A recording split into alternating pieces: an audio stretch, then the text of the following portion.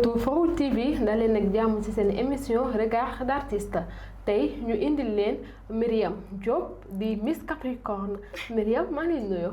maa ngi lay fay soxna si naka mu yaa ngi ci jàmm. alhamdulilah Myriam ma bàyyi la nga présenté wax ñu tuuti sa parcours. merci beaucoup salaamaaleykum téléspectateurs yi maa ngi leen nuyu yéen ñëpp ku nekk sa tur ak sa sant je m'appelle Myriam Diop connue sous le nom de Miss Diop Eben j'ai 26 ans. Je suis mannequin passionnée de la mode depuis mon enfance. Mon parcours n'a pas été linéaire, mais j'ai persévéré. Après, ma dem Guinée équatoriale en 2019, dem naa fa liggéey naa en tant que serveuse. Après, je rentre dans un restaurant. Après, ma intégré sama première agence. Dieu merci, mes premiers défilés. Après, j'ai eu l'opportunité de défiler pour Senior Lucas Escalada. D'ailleurs, je lui fais un gros coucou. Après, je suis ici au Sénégal, définitivement. Ici, j'ai notamment défilé pour Terre Fashion Week. Après, pour deuxième design de Mounir Moda. Machallah quand même, je suis très contente. D'accord. En 2019 nga dem Guinée équatoriale. nga nekk serveuse après gérante restaurant. ban instant nga toog yow Myriam ba nga xam ne yow man kenn nga bëgg a nekk. Passionnée nag quand même de la mode. maa ngi doon liggéey maa ngi doon def tout ce que je pouvais mais mode bi était ancré en fait en moi. Du coup à un moment donné je me suis dit juste que j'allais me lancer sur la mode xool lan la mën a def ba mën ci genre évoluer daal. D'accord yow jot nga défilé pour kooku di Lucas Escalada. Que représente cette opportunité pour vous c'est sa carrière. Lucas Escalada c'est un monsieur vraiment généreux pour la mode de la Guinée équatoriale surtout. Okay. Il est très bien connu. Il a aidé beaucoup de jeunes. Genre au début j'étais pas trop professionnelle quand même. J'étais une débutante dans la mode mais il m'a appuyée. Il m'a aidé, il m'a soutenu, surtout ça. nga gis débutante bu ñëw ci mode alors que carrément tu le vois da ngay xam ne kii nii mooy loolu. mais waaw après mu ñëw jàppale ñu di ñu inscrire dans certaines agences di ñu solal ay tenues ñuy def ay shooting je ne peux que les remercier en fait. D'accord léegi yow malgré soutien bi nga am ci Lucas moomu noonu fee ca Guinée équatoriale. mais quand même da ngaa décidé ñibbi si Sénégal la ma motivé loolu. gis nga lu nit di ñaan. réussir sa dëkk moo gën a neex. mais après dama dem Guinée ba ma fa nekkee je travaille très bien maa ngi woon sama liggéey en même temps je faisais la mode là-bas mais n'empêche que dama toog benn moment je me suis dit que ni pourquoi pas ma dem sama dëkk xool. après ba ma ñëwee nag metti woon na au début mais après casting yi sama premier casting ma am ko Terre Fashion Week. ma commencé di yokk ne ok daa mel ni carrière bi mi ngi baax. après 3 semaines après ma gis Mounir def beneen lii ma dem demander ñu jël ma ne yàlla baax na yàlla baax na. buntu yaa ngi tijjeeku. après ma ne pourquoi pas ma intégrer tamit benn agence. pourquoi pas ma intégrer benn agence ci boobu nag la defee ay recherche ma gis El Modèle agence yi modèle yi ma gis ay international ma dem def casting bi on m'a pris et là ma ne macha allah donc je ne peux dire que macha allah. alhamdulilah léegi yow sa premier casting yaa ngi koy wax Terre Fashion Week dañ laa jël. qu'est-ce que tu as ressenti et qu'est-ce que ça la représente ci yow ak sa carrière. sama premier défilé ici au Sénégal. kontaan ma pare ñu fay ma. ok fii ma dugg marché. xaalis bu bëri. pas lu bëri mais fay nañ ñu loo xam ne quand même nag tax na nag quand même di nga ne ok sama liggéey mi ngi fay contrairement au tout début c'était très difficile. yaa doon gérer sa bopp lépp yow da nga doon dem juste pour wane sa talent mais après nga gis sa talent mu ngi lay fay tamit. kontaan rek. léegi après da ngaa intégré El Modèle agence yi. pour perfectionner sa démarche ak sa carrière votre présence lan la représente sa présence sur scène. Au début, je savais marcher, c'est vrai. Mais agence El Modèle agence yi agence boobu moom aw ma fayam parce que avant je savais marcher c'est vrai mais sama regard bàyyi mu sedd. non non vas-y damaa bëgg xam te ñi seetaan bëgg nañ xam. ay j'étais tellement distraite sur mes marchés samay bët yi il est me fixé que au tout droit damay nekk di tourner de gauche à droite sama loxo yi ma koy balancer. El Malick dangay taxaw mu ne la Mariam ma tourne du ma wax sax Mariam Diop ma ne ko mu ne ma nekkal nit wala nga nekk dof ma xam ne dof nga. mënoo représenter Sénégal mënoo nekk nga jóge en tant que Guinée équatoriale nga ñëw fii di def même bêtises yi mais El modèle daal jàmm ci yow maa ngi lay nuyu de passage merci beaucoup ci opportunité bi et tout gis naa li ngay def et dina écouter conseil yi ba ma demee fële ma respecté li ma wax sinon xam naa bu ñëwee nag may rey. léegi yow yan jafe-jafe nga jot a rencontré ci sa parcours mannequin. je dirais que bëri na quand j'étais en Guinée équatoriale déjà foofu laa njëkk a liwee. mosoo dox daanu ci pëjëm. non mos naa trébuché nag parce que robe bi dafa guddoon laay la ma teg sama tànk ma taxaw nooy nang caméra bi di ma jël ma ne ko bu yàggoo de wante di ma jël di ma def naa ma dindi teg mais après j'ai eu des problèmes avec certaines filles. lu metti woon parce que ay histoire de gauche à droite affaire yi mujj ma soof ma quitté agence bi ma nekkoon donc. une façon problème jalousie parce que dañ la peut-être que. li ma nekk la seule étrangère dans le groupe donc du coup affaire yi day gën a metti. peut-être tamit dañ la favoriser woon wala. non du affaire favori mais mun naa wax affaire racisme moo fa ëpp. wala da ngaa ñëw unité noire ak. waaw tout caay sénégalaise. surtout noir bi effet bi la effet noir bi la. est-ce que bés nga toog yow Mariam. ba nga dute ba nga ne est-ce que mën naa ko def nga bëgg a bàyyi. bien sûr. ok je vais pas mentir bien sûr parfois damay toog ma ne mais est-ce que vraiment je peux le faire est-ce que place bi ñu ma jox mérité naa ko est-ce que mën naa représenter le Sénégal est-ce que je me pose des questions des pourquoi mais après je me dis que ni su nekkee dem naa ba di poser ay questions rek ça signifie que ni vraiment mën naa surpasser épreuve yi nii. donc je me suis dit que carrément que ni lu yàlla teg sa kanam rek xam na la moo tax mu def ko donc du ma mën di wax que ni des fois nag ma toog xaat di ma ne def naa lii doxul nii dama war a bàyyi mais le lendemain ma jëlaat samay talons dama dem répétition. donc moo lay motivé ba à chaque fois nga jëlaat say talons dem répéter. mun naa wax sama yaay. sama yaay à chaque fois su ma nee yaay def naa lii wut naa liggéey.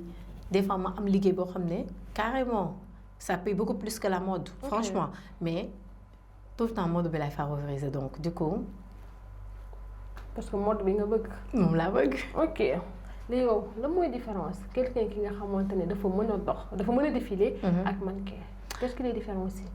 pour man ki mën a dox ba pare mais mannequin dafa war a jaay yëre artiste bi. ok styliste bi. day compter wu ci yow pour mën a nga valoriser tenue premièrement. donc il faut que nga joxe prestance ci biir booy dox.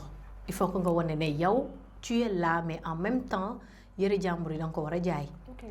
booy dox tu dois marcher avec détermination respect imposer sa bopp ci podium bi. mettre tenue bi en valeur. en valeur. parce que yow boo doxee du n'importe comment je dirais pas nga dox du n'importe comment mais nga dox avec une telle façon nit ki mën na wax non tenue bi ni bu ma ko solee du demee noonu mais nga dox avec une charme imposer sa bopp ci non mais beneen affaire la yow sa jëmu bopp yow mi défilé sax déjà tu as envie d'acheter le tenue avant que nit yi nekk ci biti di ko jël. tey ngay waajal dugg ci beneen partie ci sa carrière def un pas en avant dem nouvelle reine fekk fa Awa ak Adama Paris xam nga leen bu baax léegi yow tey lu moo la dugal ci loolu. casting bi nag duma la ko nëbb dama gis lien bi juste sur les réseaux.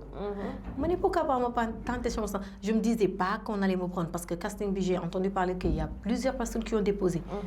ak sama compte yu faible yi ñu jël ma quand je me suis vue dans le groupe mais je me suis dit que waaw comme donc am naa assez de potentiel pour que ñu jël ma. waaye ma dem tenter chance dem xool ante Awa rek. en tout cas Awa ngi fa. léegi nekk mannequin est-ce que seulement sol ay yére la défilé ou représenter benn culture. pour man représenter benn culture la. comme par exemple ici à Dakar. maintenant gis ngeen nouvelle tendance bi avant on mettait les perruques avant ay perruques lañ doon def wala ay yeneen façon maintenant gis nga avec afro baby les coiffures africaines yu muy def ak yeneen nit sax yoo xam ne coiffure africaine typiquement africaine la ñuy def donc du coup ñu ngi jaayaale image du Sénégal en même temps l'histoire africaine les traditions et tout et man je ne peux que leur dire que ni bonne continuation continuer sur ce lancé et le meilleur reste à venir en fait. Quelle place souhaitez-vous donner à la mode africaine ci sa parcours? Ba ma commencé ba léegi mun naa wax ne mode africaine rek laay def traversé gu ma benn pays européen donc pour man que actuellement Afrique mu ngi ci bonne lancée bu ñu continuer mun nañ gën a valoriser surtout aider leurs mannequins parce que ils n'ont vraiment soxla nañ ko aide boobu moom soxla nañ ko ñun mannequins yi. Ok tey sa style boo ko naree définir en 3 mots lu muy doon. Sexy. Sexy nga la ak la. Ak une fille ambitieuse authentique naturellement jolie merci jeex na du ma sori ci loolu. D'accord léegi yow ban leçon nga gën a jàng ci sa parcours. que ni lu mu liggéeyul. mënuma ko am. il faut que ma dem ci ak force il faut que ma liggéey carrément persévérer pour mën a am li ma soxla sinon c'est mort il faut que ma liggéey carrément wane samay valeurs surtout loolu ak focus ci li ma bëgg su nekkee bëgg naa ci persévérer. man moment nga toog par exemple après quel défilé nga toog ba xam ne yow là tu es mannequin.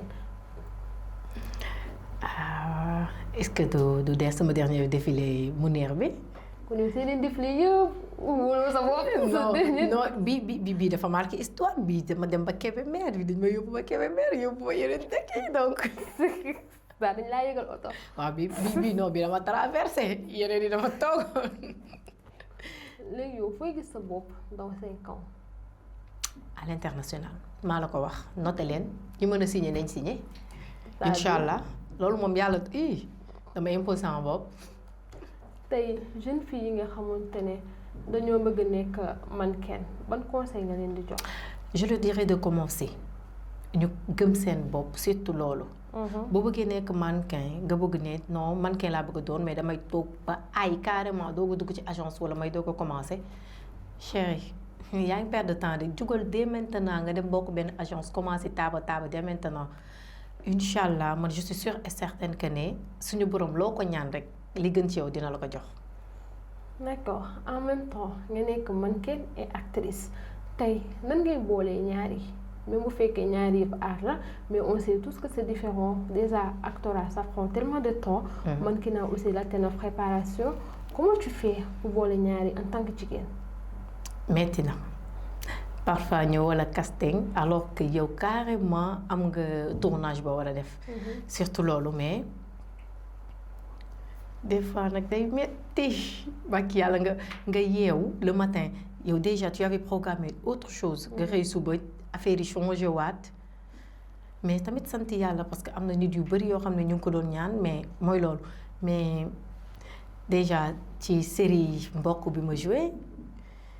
Merci beaucoup à eux parce que au tout début c'était très difficile pour déjà ma intégrer seen équipe bi mais après aider nañ ma soutenir nañ ma mais après dama gis ni théâtre bi metti na ma delluwaat sama mode xam ne moom la yàlla dogal.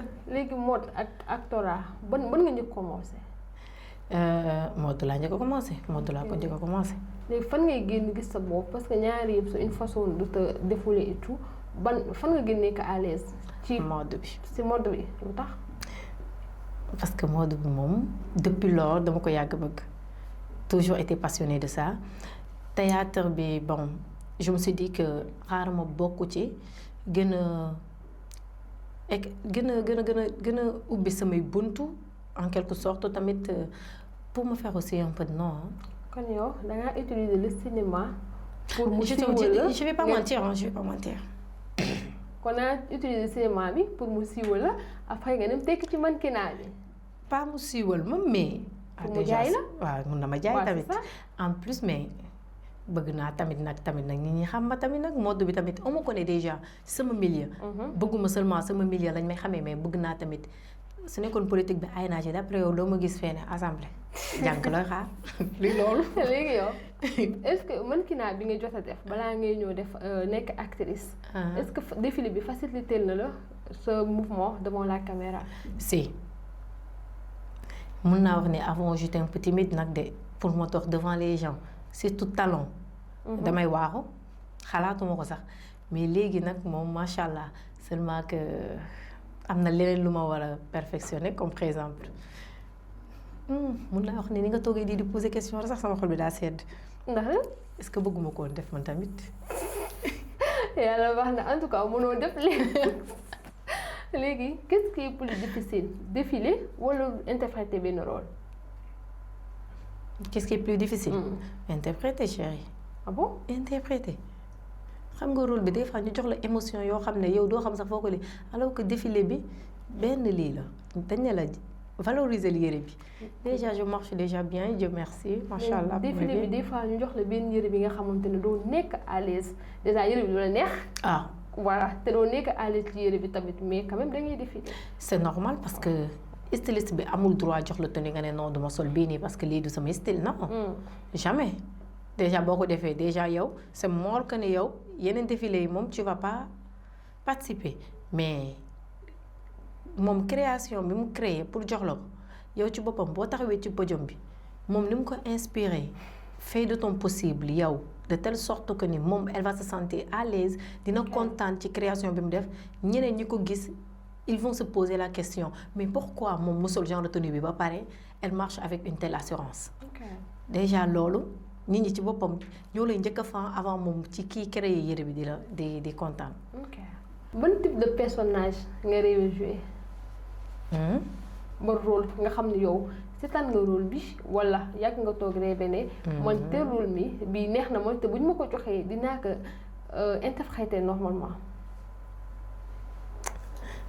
est-ce que duma jël fille capricieuse. pourquoi. déjà. parce que je suis unique enfant de ma mère. j'ai toujours été gâtée donc pourquoi pas. rôle boobu moom xam naa dama koy réussir. ah bon parce que dafa nekk ci yow déjà. dafa am benn actrice bu la jot a inspiré bi nga xamante ne yow bëgg nga mel ni moom. mais góor la. peut-être. jaman damaa ni gaa yi woon leneen bokk doon di maam mi bàyyi woon. fii yow wala da nga kii. parce que non tu peux comprendre qu'il y a des femmes et déjà moi je te parle d'actrice. tu me parles de. non chanteur tu m'as demandé. du gis nga sax xel bi nekk ko fii te jëkkëru jaamur la te ci caméra ngay waxee. non way boobu noonu ba kii yàlla daf ma conseil ok. way boobu su ma koy déglu dama naan waa xam naa yoon bi ma jëm donc bu ma lii daal. waaw léegi tontu sama question. dafa am actrice wala acteur bi nga xamante ne dalaa jot a inspiré. acteur actrice bu mu sa inspiré kon bàyyi ma jël mais moom bàyyi na est-ce que duma jël Lisa parce que Lisa avant mannequin la woon après mu nekk actrice. même si que parcours am guddul noonu. mais marqué na tamit sama histoire. genre tu te vois en elle. ok est-ce que mos nañ la jox benn rôle pour nga jouer ko. rôle bi différent tellement à ta personnalité mais quand même nga gérer. mos nañ ma ko jox wante géré wu ma ko de. c'était quoi. tourné naa ko 50 fois. c'était quoi. dañ ma demandé récemment la sax yàggul. que lan man dama ne leen tout le temps que ni man boo may jox ma caprice. nga fay waxu reewande. bi paano jox ma nag may mel ni ku ñu sëlam dañ ne ma yaru ci. imaginer loolu. mais nekk artiste loolu la en fait da ngay mën a jóge ci po bi dem ci po bi buñ la nee dofal nga dof réewal nga réew yarul nga yaru c'est ça être actrice aussi. c'est vrai mais am na des fois moment yoo xam ne ñu ne la sérieuse alors que man sama parcours je suis trop agitée nga ne ma réglé benn place tamit dina xaw a metti de. kon doo actrice. moo taxit yàgguma fa. doo actrice parce que pour être actrice il faut nga capable nga xool comme yow nii comme tu dis da nga agité ñu def la kenn ku calme doo waxte nga gérer ko c'est ça être actrice. c'est vrai. kon est-ce que doo inscrire nga jàng. fa laay mujjee di. waaw est-ce que fan yow boo ma doon conseil fan nga may conseil ma dem. peut-être nga ñëw fii farul dañuy jàngale de. bàyyi li ngay wax. audiovisuel lépp dañ koy def lépp loo bëgg jàng moom boo fi ñëwee moom di nga jàng moom. inscription. dinañ ko gérer après. ok kon baax na. léegi yow entre être soi-même sur le podium ak nekk une autre personne genre incarnée comme si quelque chose ba tey am na rapport ak question bi ma la posé sànq fan nga gën nekk à l'aise. question boobu je passe après naa ko tontu. non tu réponds tout de suite. waa léegi posé waatal ma xool. ci podium bi. waaw parfois. nga nekk à l'aise ci dara parce que tu vois une création. genre tu t'identifies à partir de cette création. tu comprends. par contre mën na gis une création bi nga xamante ne c'est pas du tout toi c'est pas ton style. voilà est-ce que yow tu t'adaptes facilement ak li nga xamante ne c'est différent de toi wala yow il faut forcément comme dans le cinéma ni nga ne yow il faut que ñu jox la fille capricieuse est-ce que ci mannequinat bi tamit noonu nga mel il faut forcément ñu jox la quelque chose qui te ressemble. non pas ça ci mode bi nag moom très sincèrement damay jox gëdd création nit bi li mu def boobu moom je rigole même pas. peu importe tenue bi ma jox parce que récemment avec défilé deuxième design de Moune Moda bi on avait défilé pour Madame Kiara elle vend des nuisettes genre mais tenue on avait mis des boxeurs et tout je pouvais bien dire que ni ça passe à la télé donc du coup duma ko mën a solee affaire yooyu noonu mais nada je l'ai porté simplement j'ai défilé après je suis passée à autre chose. kon tu comprends mais cinéaste nga ñoom bu ñu la joxee lu différent ak yow doo def mais bu la waa mannequinat joxee lu différent ak yow tu gères. d'accord on comprend on prend note cinéaste yi ñu ngi xool. bu yàq sama der en ce moment ñi war léegi xoolal imaginer producteur yaa ngi toog seetaan. ñu ngi koy seetaan. mais dama leen di yombal. non attends je salue monsieur Zé de passage monsieur Zé jàppal ci combat bi jël ma sa affaire yi. ngir yàlla ba ma jël tamit nga jëlaale ma réew tuuti émission bu neex laa lay jouer bàkki Serigne Sarr yeggale. mais ça se passe pas comme ça ma chérie en tout cas yaa ngi ni li dem Nouvelle-Reine. bu yàlla defee nga gagné parce que déjà je pense Nouvelle-Reine boo fay dem. on te demande un thème un projet n'est-ce pas. c'est quoi ton projet. sensibiliser. c'est quoi. santé mentale et aider beaucoup de jeunes filles quand même qui sont dans le besoin aussi. pourquoi ce thème pourquoi la santé mentale. Parce qu'actuellement, pour dire vrai, il y a beaucoup de jeunes qui traversent des choses très difficiles. am na nit yoo xam ne lan laa ko mën a waxee ils préfèrent ne pas en parler et nekk ci ay tooxu duna comme par exemple préférer utiliser des drogues pour fàtte alors que ils peuvent en parler c'est mieux qu'ils en parlent parce que boo amee problème te waxtaanoo ko ak nit yi yow da ngay gën a sonal sa bopp sonal tamit ñi nga nekkal. moo tax est-ce que ragaluñu ku leen juger parce que surtout ñun société sénégalaise bi.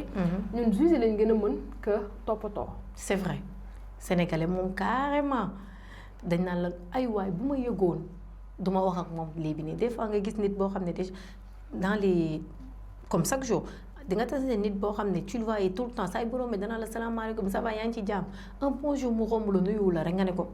kii léegi dafa yëg succès. du la rombee du la nuyu wala bu la defee ni xamoo sax li mu traversé ba muy génn xamoo ne kii mi ngi waaj a dee xamoo ki rien day da koy neex nii rek mu jugé la mu neex ko mu ne la tu es quelqu'un de bien. ok léegi tey Nouvelle-Reine boo demoon ba gagné loo ci def. incha allah drépanocytose ñi feebar ñi nekk comme maladie boobu noonu drépanocytose j'avais un ami. sama xarit la mën naa wax sax sama petit ami la woon quand j'étais enfant. mu ngeen mën na lu ne. mais ñaari sœuram yëpp ci même année bii nii ba mu ñëwee Sénégal kenn ki avril même pas 3 mois keneen ki génnaat àdduna. c'est très dur te feebar bi feebar bu metti la. te ñaari xale yooyu yëpp je les ai vu grandir. te chaque jour ci page yu Drépano même si que inscrire ma seen association bi mais maa ngi suivre bu baax a baax seen sensibilisation yi seen message yu ñuy passé et tout. léegi tey xaalis boo ko jotee da nga leen di jox ñoom. une part beneen part bi je vais essayer d'aider les jeunes filles carrément ñi nga xam ne ils ont des problèmes avec la drogue. ok pourquoi dafa am yow dans ton entourage quelqu'un ki nga xamante ne dafa am problème drogue wala da nga je sais pas. non pourquoi sama entourage awma ko mais mun naa wax ne am na nit yoo xam ne ci sama secteur lañ. mun naa wax sax sama nijaay bon avant il avait des problèmes avec l'alcool. mais Dieu merci génn na ci te maa ngi koy ñaan mu bañ cee duggaat. amiin. amiin. d'accord Miss Capricorne dégg nañ la léegi ma bàyyi la nga tàggatoo. maa ngi ñaan yéen ñi may seetaan kontaan naa tamit ba ci ñi nga xam ne tamit ñu ngi dem samay compte di abonné pour poster ko maa ngi la ñuy ñaan yéen ñëpp ngeen jàpp ci soit ci vote yi soit ci commentaire yi soit ci abonné bi pour compte bi gën a jug. De passage, merci à Anta Kébé pour tenue bi merci à Maman Ngoné pour la perruque et kontaan naa. kon yow daal dañ lay jox rek ngay sol. waaw waaw. sponsorisé ma. est-ce que doo boole ak ñoom. loolu laay def. d'accord. déjà doo sol perruque mais ki ñaw lii moom mun na la ñawal lu nice. léegi pare nga ci remerciement. waaw man doo ma remercier. remercier naa sama journaliste xale bu meilleur jekk man mokkal maîtriser. D'accord Mariam Diop, merci à toi, merci d'avoir accepté notre invitation. Merci beaucoup à toi aussi. mbokk internetu Farokh TV te li lañ leen indiloon ci seen émission Regard d'artiste ma leen di jox rendez-vous à très bientôt avec un autre invité.